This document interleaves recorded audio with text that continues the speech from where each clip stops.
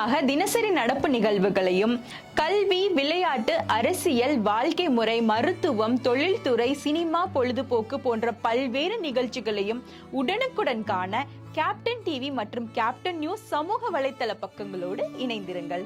உங்கள் வணிகத்தை captain TV மற்றும் கேப்டன் நியூஸில் விளம்பரத்தின் மூலம் மேம்படுத்த விருப்பமா? உடனே கீழே கொடுக்கப்படும் எண்ணிற்கு தொடர்பு கொள்ளுங்கள். நாமக்கல்லில் பிடிபட்ட கண்டெய்னரில் துப்பாக்கி சூடு நடந்தது என்ன? வாருங்கள் பார்க்கலாம் இந்த தொகுப்பில். நாமக்கல் மாவட்டம் குமாரபாளையம் அருகே சந்தேகத்திற்கு இடமான வகையில் கண்டெய்னர் லாரி ஒன்று வந்துள்ளது. நிற்காமல் சென்ற அந்த கண்டெய்னரை காவல்துறையினர் துரத்தி சென்று மடக்கி பிடித்தனர். கண்டெய்னர் உள்ளே இருந்த 7 பேர் கற்களை வீசி காவல்துறை மீது தாக்குதல் நடத்தினர். போலீசாரை தாக்கிவிட்டு தப்ப முயன்ற கொள்ளையர்களின் ஒருவரை போலீசார் என்கவுண்டரில் சுட்டுக் கொன்றனர்.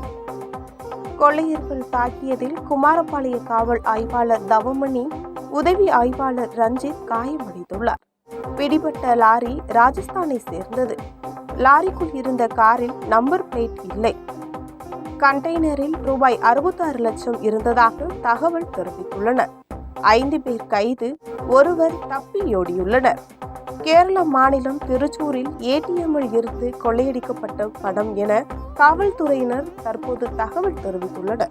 துல்லியமாக தினசரி நடப்பு நிகழ்வுகளையும் கல்வி, விளையாட்டு, அரசியல், வாழ்க்கை முறை, மருத்துவம், தொழில்துறை, சினிமா, பொழுதுபோக்கு போன்ற பல்வேறு நிகழ்ச்சிகளையும் உடனுக்குடன் காண கேப்டன் டிவி மற்றும் கேப்டன் நியூஸ் சமூக வலைத்தள பக்கங்களோடு இணைந்திருங்கள்.